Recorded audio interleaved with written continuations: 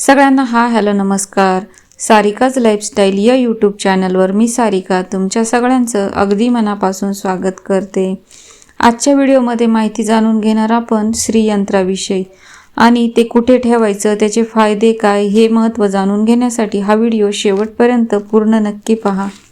आणि हो, मी स्क्रीनवर प्रोडक्ट दाखवेल आणि लिंक त्याची जी आहे ती डिस्क्रिप्शनमध्ये देईल. तुम्हाला जर कोणाला खरेदी करायचं असेल तर तुम्ही नक्कीच खरेदी करू शकता. आणि ते प्रोडक्ट मी यूज केल्यानंतर किंवा मी स्वतः ते घेतल्यानंतरच तुम्हाला त्याची लिंक शेअर करते. तर मी त्याचा व्हिडिओ काही बनवत नाही, पण मग मी लिंक पाठवते आणि स्क्रीनवरती तुम्हाला त्याचा फोटो शो होईल, तर तुम्ही जाऊन नक्की खरेदी करा. माता लक्ष्मीची कृपा आशीर्वाद आपल्यावर राहावे, प्राप्त व्हावे हे प्रत्येकालाच वाटत असतं. त्यासाठी आपल्या घरात पॉझिटिव्ह वातावरण व्हावं, सकारात्मकता यावी, निगेटिव्हिटी दूर व्हावी, यासाठी प्रत्येक घरामध्ये श्रीयंत्र हे स्थापन असणं खूप गरजेचं आहे. श्रीयंत्र हे वेगवेगळ्या धातूमध्ये येतं, जसं म्हणजे तांब्याचं पण येतं, पितळेचं पण येतं. त्यासोबतच मी जे तयार करते ते शेणाचं असतं, तर ते कमी किमतीमध्ये मी सगळ्यांसाठी उपलब्ध केलेलं आहे आणि ते मी स्वतः हाताने तयार करते. त्याचा जो साचा आहे तो पण एकदम शास्त्रोक्त पद्धतीने आणि जसा पाहिजे तसा तयार करून घेतल्यानंतरच मी त्यावर श्रीयंत्र बनवायला चालू केलं आणि ते आपण गाईच्या शेणापासून तयार करतो. तर ती किंमत सगळ्यांना परवडली पाहिजे. आता छोटंसं जरी आपण पितळेचं घेतलं तर 1100 किंवा आसपास काहीतरी किंमत असू शकते. तर आपण हे खूप कमी किमतीमध्ये श्रीयंत्र उपलब्ध केलेलं आहे. आणि कमळगट्ट्याची माळसुद्धा तुम्हाला कुणाला जर हवं असेल तर मला नक्की कॉन्टॅक्ट करा. आणि तुम्ही जेव्हा स्थापन करणार ना तेव्हा तुम्ही त्याचे अनुभव घेऊन बघा. माझ्याकडं जे आहे ते मी दिंडोरी प्रणित केंद्रातून घेतलं होतं, पण मी घेईल हा विचार करत करत मला 2 वर्ष लागले आणि ते माझं घेणंच होत नव्हतं. त्याची किंमत आणि सगळं, आता शेवटी आपण संसारिक प्रपंच आपल्या मागं असल्यामुळं हा घेऊ करू म्हणत खूप लेट झालं. पण मग तो विचार करून मी सगळ्यांसाठी तसं श्रीयंत्र शेणामध्ये तयार केलेलं आहे आणि ते खराब होत नाही, काय नाही, काहीच नाही. एकदम छान श्रीयंत्र आहे जे मी माझ्या शॉपमध्ये ठेवलेलं आहे आणि त्याचे रिझल्ट पण खूप छान आहे. तुम्ही ते नक्की खरेदी करा. म्हणजे तुम्ही कुठूनही घ्या पण श्रीयंत्र घ्या. असं नाही की तुम्ही माझ्याकडचंच घ्या किंवा मी शेणाने तयार केलेलं आहे. ते पण माझं गाईच्या शेणापासून तयार केलेलं आहे ते श्रीयंत्र आणि सगळ्या आयुर्वेदिक वनस्पती वापरून ते बनवलेलं आहे. तर श्रीयंत्राची स्थापना तुम्ही नक्की करा. मी म्हणत नाही की तुम्ही माझ्याकडूनच खरेदी करा, पण मी जी किंमत लावली आहे ती सगळ्यांच्या खिशाला परवडणारी रिझनेबल रेट लावलेले आहे. कारण आपल्याला महत्त्वाची वस्तू घेण्यासाठी बऱ्याच वेळा आपण म्हणतो घेऊ, पण ती होत नाही. तर ती उपलब्ध केलेली आहे. ज्यांची कोणाची घेण्याची इच्छा असेल तर ते नक्की मला कॉन्टॅक्ट करू शकता. आणि तुम्हाला शेणाचं नसेल घ्यायचं, जर आपली असेल चांगली परिस्थिती तर चांगलीच गोष्ट आहे. तुम्ही पितळेचं किंवा चांदीचं सुद्धा श्रीयंत्र घेऊ शकता, पण तुम्ही ते घ्या आणि आपल्या देवघरात त्याची स्थापना करा. आणि तुम्हाला त्याचे काय रिझल्ट येतात हे कमेंट बॉक्समध्ये मला नक्की सांगा. मार्गशीर्ष महिना लागला त्यावेळेला मी सुरुवातीला सुद्धा श्रीयंत्रावरचा एक व्हिडिओ बनवलेला होता, तो तुम्ही नक्की बघा. कारण श्रीयंत्राची माहिती आणि त्याचेवाले रिझल्ट जे काय आहे ना ते एवढे, म्हणजे तुम्ही किती अडचणीत असू द्या त्यावर जर तुम्ही श्रीयंत्रावर सेवा केली कमळगट्ट्याच्या माळेवर तर तुमचे खूप प्रश्न मार्गी लागतात, सुटतात. तुम्हाला बाहेर जाण्याची किंवा अजून म्हणजे गुरुजींना विचारा, त्यांना एका प्रश्नाचे त्यांचे काय 51-101 असे काही ठरलेले असतात. पण आमचं जर म्हणाल ना तर म्हणजे माझं स्वतःचा अनुभव सांगते. आपण जेव्हा स्वामी केंद्रामध्ये जातो आणि माऊलींचे पाय धरतो त्यावेळेला आहे ना, म्हणजे आपण त्र्यंबकेश्वर असू द्या किंवा आपलं दिंडोरी प्रणित जेवढे केंद्र आहे तुम्ही कुठं पण जा, तुम्हाला अगदी 1ही रुपया न घेता सगळी माहिती मिळते आणि तुम्हाला बाहेर पैसे देण्याची, खर्च करण्याची काहीही गरज नाही आहे. फक्त जे माऊली सांगतात त्या सेवा करायच्या आणि त्या सेवेचा अनुभव घ्यायचा आणि त्याचे रिझल्ट आपल्याला लवकरात लवकर येतात. तुम्ही जर श्रीयंत्राची सेवा तुम्ही 40 दिवस करून बघा, त्या सेवेसाठी 1ही रुपया काही खर्च नाही. फक्त तुम्ही एकदा श्रीयंत्र घरी आणलं का ते कायमस्वरूपीचं होतं. आणि त्यासोबत आणायची असते ती कमळगट्ट्याच्या मण्यांची माळ. पण त्याचे रिझल्ट एवढे चांगले आहे ना, तर तुम्हाला स्वतःला फक्त सेवेला वेळ द्यायचा आहे, त्या व्यतिरिक्त दुसरं काही नाही. आणि कुंकुमार्चन करायचं केव्हा, जेव्हा काही पौर्णिमा असेल किंवा मंगळवार शुक्रवार असतील त्यावेळेला तुम्हाला कुंकुमार्चन करायचं आहे. आणि जेव्हा तुम्ही दिंडोरी प्रणत केंद्रामध्ये येतात तेव्हा तुम्हाला विनामूल्य एकही रुपया न घेता सगळ्या सेवा, सगळी माहिती सांगितली जाते आणि त्याचे रिझल्ट पण एकदम 100% भेटतात. पण तुम्ही तेवढंच तळमळीने आणि त्या गोष्टी विश्वास ठेवून केल्या पाहिजे, तरच आपल्याला त्या गोष्टींचा लाभ होतो, फायदा होतो. मला झालाय म्हणून मला असं वाटतं तुमच्यापर्यंत तो पोचवावा. तुम्हाला जरी व्हिडिओ शेअर नाही करता आला तरी चालेल, पण ओरली का होईना श्रीयंत्राची माहिती ही जास्तीत जास्त जणांपर्यंत पोहोचवा. आणि श्रीयंत्र कुठूनही खरेदी करा, असंच नाही का माझ्याकडूनच घ्या, तुम्ही कुठूनही घ्या, पण श्रीयंत्र घ्या, आपल्या घरात स्थापन करा, कारण त्याचे फायदे खूप छान आहे. सर्वश्रेष्ठ पुण्यकाळ म्हणजे मार्गशीर्ष महिना. आर्थिक प्रगतीसाठी श्रीयंत्र पूजन हे करावेच. श्रीयंत्र हे लक्ष्मीनारायणांचे आसन आहे, त्यावर त्यांना विराजमान व्हावेच लागते. म्हणून श्रीयंत्र पूजनास अनन्यसाधारण महत्त्व आहे.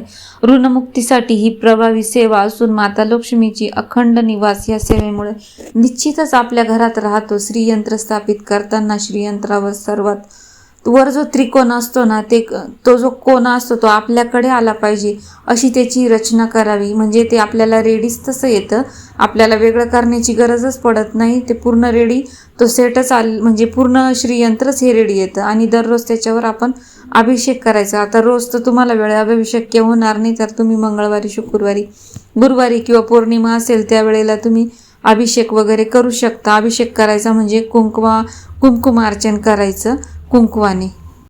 आणि बघा, ज्या वेळेला आपण स्तोत्र मंत्र म्हणजे श्रीसुक्त असेल किंवा ललिता सहस्रनाम असेल, ललिता पंचक स्तोत्र असेल, कमलात्मक मंत्र असेल, जे काही तुम्ही म्हणजे इतरही ज्या काही सेवा करता तर त्या सेवेचा आपल्याला फायदाच होतो. जेव्हा आपण ते उच्चार करतो ना, तर आपल्यातली निगेटिव्हिटी ना ती निघून जाते, आपलं मन आहे ना हे स्थिर होतं आणि ह्या अडचणी आपल्या हळूहळू सुटायला लागतात. तर काय करायचं, तुम्हाला जर शक्य असेल तर तुम्ही भरपूर सेवा करा. सेवेला काही बंधन नाही, तुम्ही एवढीच करा किंवा तेवढीच करा.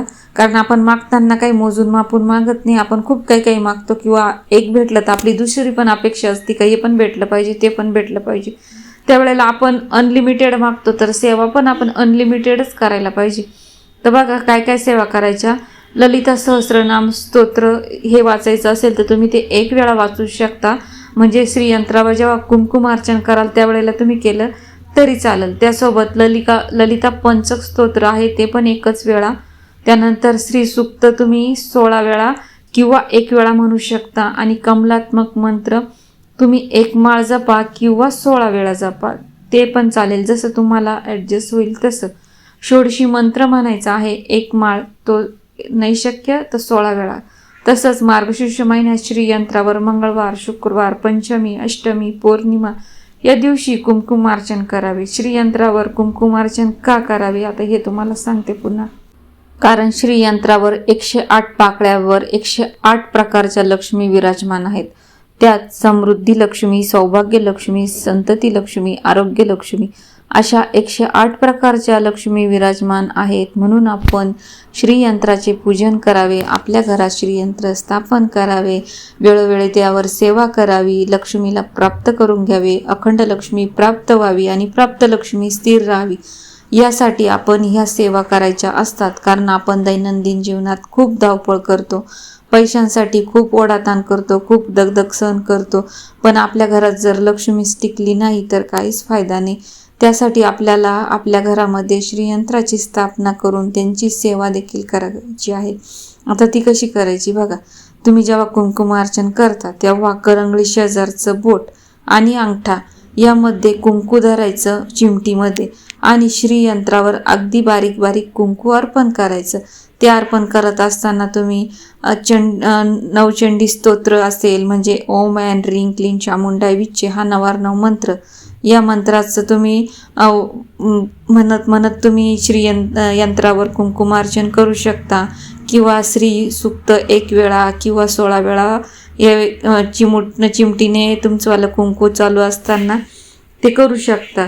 त्यासोबत ललिता सहस्रनाम, गायत्री मंत्र, कमलात्मक मंत्र, 9 मंत्र, सिद्धकुंजिका स्तोत्र, लक्ष्मींची 108 नावं, तुम्हाला जे काही करता येईल ते करा. कुंकुमार्चन करत असताना कुलदेवतेचा मान सन्मान करायचा म्हणजे बघा, पौर्णिमेला करायचं, शुक्रवारी, मंगळवारी किंवा महिन्यातून तुम्हाला जसं जमेल तसं, किंवा दर महिन्याच्या पौर्णिमेला जरी तुम्ही कुंकुमार्चन केलं तरी पण चालेल. आणि मान सन्मान कसा करायचा, काय करायचा याविषयीची जी माहिती आहे ती आपल्या नित्यसेवेच्या पुस्तकामध्ये आहे. तुम्ही तिथं जा, तिथं बघा आणि त्या माहितीनुसार का होईना तुम्ही तुमच्या कुलदेवतीचा मान सन्मान करा आणि श्रीयंत्राची कमळगट्ट्याची माळ घेऊन देखील पण पूजा करा. आता मी तुम्हाला आध्यात्मिक माहिती सांगितली, तुम्ही ती सेवा नक्की करा. आता आपण आरोग्याकडे वळणार आहोत. तर सकाळी उठल्या उठल्या बघा आपल्याला पोट साफ होत नाही, त्यावेळेला आपल्याला घरगुती दह्याचा सोपा आणि साधा उपाय करायचा आहे. तो कसा, तर ते मी तुम्हाला सांगते. आपलं पोट जर ठीक नसेल तर दिवसभर जड वाटत असेल, मनात बेचैन होतं, तर कितीही काम केलं तरी समाधानच मिळत नाही. पोट हे आपल्या आरोग्याचं केंद्र आहे आणि जेव्हा पोट स्वच्छ राहतं तेव्हा शरीर हलकं वाटतं, चेहऱ्यावर तेज येतं आणि मनही प्रसन्न राहतं. पण आजच्या व्यस्त जीवनशैलीमध्ये अनियमित आहार आणि फास्ट फूडमुळे बऱ्याच लोकांना त्यात गोष्टीचा त्रास होतो, पोट साफ होत नाही. यावर आपण एक चांगला घरगुती उपाय आणलेला आहे. तर इतर बाहेरची औषधं घेण्यापेक्षा आपण नैसर्गिक घरगुती उपाय करून बघा. 1 रुपया खर्च नाही आहे. दही तर प्रत्येकाच्याच घरात असतं, त्यासोबत ओवा देखील असतो. तर तो दही आणि ओवा यांचा संगम आणि हे 2 घटक पचनासाठी वरदान मानले जातात. दही हा पोटाचा नैसर्गिक मित्र आहे. दही आपल्या भारतीय आहारातील एक जुने आणि अतिशय उपयुक्त अन्न आहे. घरच्या घरी बनवलेलं दही शरीराला थंडावा देतं, आम्लपित्त कमी करतं आणि पचनशक्ती वाढवतं. दह्यामध्ये आपल्याला प्रोबायोटिक्स असतात. हे आपल्या पोटातील चांगले जीवाणू आहेत जे आतड्यात आरोग्य सुधारतात आणि नियमित दही खाल्ल्याने त्याचे भरपूर फायदे होतात. पोटातील सूज कमी होते, पचन सुधारते, आम्लपित्त आणि गॅस कमी होतो, शरीरातील उष्णता संतुलित राहते. आणि तसंच आपला छोटासा ओवा हा छोटा दिसायला आहे पण त्याचे जबरदस्त फायदे आहे. छोटा पण जबरदस्त, म्हणजे छोटा पॅकेट आणि बडा धमाका अशी त्या ओव्याची गोष्ट आहे. ओव्याला आपल्याकडे पोटाचा राखणदार असं म्हणतात. यातील थायमॉल नावाचं तत्व पचनाला मदत करते, गॅस, पोटदुखी आणि मळमळ कमी करतं. ओवा शरीरातील टॉक्सिन्स बाहेर काढायला मदत करतो आणि पोटातील अन्न नीट पचवतो. दही आणि ओवा एकत्र घेतल्याने होणारे फायदे. जेव्हा तुम्ही या 2 गोष्टी एकत्र करता तेव्हा ते पोटातील एक नैसर्गिक औषध बनतं. तुम्हाला बघा बराच वेळा पोट साफ होत नाही, त्रास होतो, पोटातील जडपणा आणि फुगवटा नाहीसा यामुळे होतं. तसेच पचन सुधारून शरीर आपलं हलकं होतं. रोज सकाळी पोट व्यवस्थित साफ होण्यामध्ये मदत होते. आम्लपित्त आणि उलट्या होण्याची प्रवृत्ती कमी होते. आता मी तुम्हाला सांगते घ्यायचं कसं. दररोज दुपारी जेवणानंतर घरगुती बनवलेल्या दह्याची 1 वाटी, त्यात पाव चमचा ओवा थोडासा कुटून टाकायचा, म्हणजे किंवा हातावर जरी तुम्ही चुरला तरी चालेल किंवा कुटून घेतला तरी पण चालेल, आणि तो त्या दह्यामध्ये मिसळायचा. त्यामध्ये थोडंसं मीठ टाकलं तरी चालेल आणि नाही टाकलं तरी पण चालेल. ते नीट व्यवस्थित चमच्याने ढवळून घ्यायचं आणि ते खायचं. असं रोज केल्याने तुमच्या पोटाची समस्या हळूहळू कमी होतील. ज्यांना रोज सकाळी पोट साफ होत नाही ना, त्यांनी हा उपाय 7 दिवस नियमित केला तर फरक नक्की जाणवेल. आणि हे बघा घरगुतीच विषय आहे, घरगुतीच गोष्टी आहे. तुम्ही हे अगदी काही एक दही आणायचे फक्त तुम्हाला, तुम्ही एकदा दही लावलं तर ते किती दिवस चालतं. तर तुम्हाला घरातल्या घरातच 2 वस्तू आहे त्या वापरून आपला तो वापर करून बघा, त्याचा अनुभव घ्या. 7 दिवस नियमित करा. सोपं साधं आहे, कसं करायचं मी तुम्हाला सांगितलेलं आहे. नाही समजलं तर मला कॉन्टॅक्ट करा किंवा म्हणजे कमेंट बॉक्समध्ये तुम्ही मला सांगा की कसं करायचं, पुन्हा एकदा सांगा तर मी पुन्हा एकदा तुम्हाला सांगेल.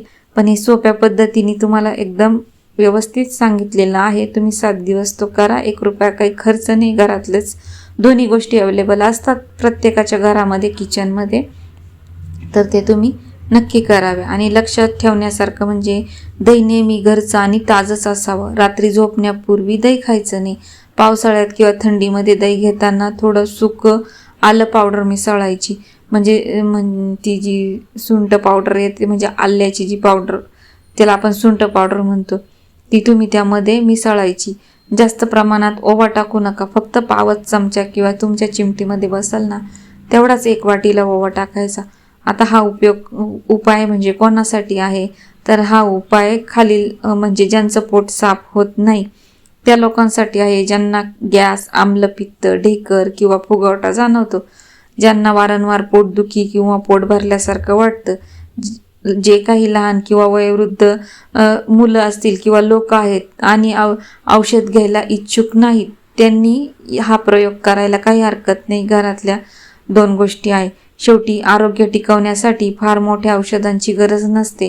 आपल्या घरातच असे अनेक सोपे आणि नैसर्गिक उपाय आहेत जे दररोज थोडी काळजी घेतल्याने आपल्याला निरोगी ठेवू शकतात. पण आपण ते न करता आपण डायरेक्ट दवाखान्याची पायरी चढतो आणि भरमसाठ बिलं भरतो. दररोज दही आणि ओवा घेण्याची ही छोटीशी सवय नेहमी लक्षात ठेवा आणि ती करून सुद्धा बघा. जर तुम्ही 1 आठवडा करा, तुम्हाला अनुभव येईल. तुम्हाला 7 दिवसामध्ये फरक जाणवेल आणि याचे रिझल्ट तुम्ही बघा. यानंतर तुमचं पोट साफ होईल, हलकं वाटेल, मन प्रसन्न होईल आणि तुमचं आरोग्य हे उजळून निघेल. तर ओव्याचा आणि दह्याचा उपयोग तुम्ही करून पहा. घरातल्याच गोष्टी आहे दोन्ही पण. हे पदार्थ आपल्या घरात अवेलेबल असतात. तर 7 दिवस करायचा, अनुभव घ्यायचा आणि मला कमेंट करून सांगायचं. तर बघा, आजचा व्हिडिओ आहे ना, मी खूप कळमळीने, तळमळीने, मनापासून, सगळे व्हिडिओ मी मनापासून करते, पण तुम्ही मला कमेंट करत नाही, लाईक नसतं, कधी शेअर केलेलं नसतं, चॅनलला सबस्क्राईब केलेलं नसतं. तर हे करण्यासाठी आपल्याला 1 रुपया खर्च लागत नाही. हे आपल्याला विनामूल्य आहे, माहितीसुद्धा विनामूल्य आहे. तर तुम्ही जास्तीत जास्त व्हिडिओ बघा, तो पण पूर्ण बघा, त्यामध्ये पूर्ण माहिती जाणून घ्या. ती कसं करायचं हे पण, त्याचे फायदे काय आहे हे सगळी माहिती तुम्ही घेत चला आणि त्याचे अनुभवसुद्धा घ्या आणि मला कमेंट करा. तुम्हाला कमेंटमध्ये जरी काही लिहायला नाही जमलं तर तुम्ही श्री स्वामी समर्थ एवढं तर नक्कीच लिहू शकता. तर म्हणजे मी जे काही करते, मी जे काही व्हिडिओ बनवते, व्हॉइस ओव्हर तुम्हाला केलेला असतो, कारण मी पण तुमच्यासारखी एक गृहिणी आहे किंवा मला पण म्हणजे सांसारिक प्रपंचाचा आपला गाडा आपला चालतो. तर त्यामुळे वेळात वेळ काढून मी हा व्हिडिओ आणि मला अनुभव आलेल्या ज्या गोष्टी आहेत त्या तुमच्यापर्यंत शेअर करण्याचा, सांगण्याचा व्हिडिओच्या माध्यमातून प्रयत्न करत असते. तर हा आजचा तळमळीने कळमळीने बनवलेला व्हिडिओ जास्तीत जास्त जणांनी बघा, कमेंट जास्तीत जास्त करा, लाईक करा, शेअर करा, सबस्क्राईब करा. मी सारिका या नोटवर रजा घेते आणि भेटूया पुन्हा अशाच एका आध्यात्मिक माहितीसह आणि आरोग्य टिप्ससह पुढच्या व्हिडिओमध्ये. तोपर्यंत सगळ्यांना अवधूत चिंतन. श्री गुरुदेव दत्त. श्री स्वामी समर्थ.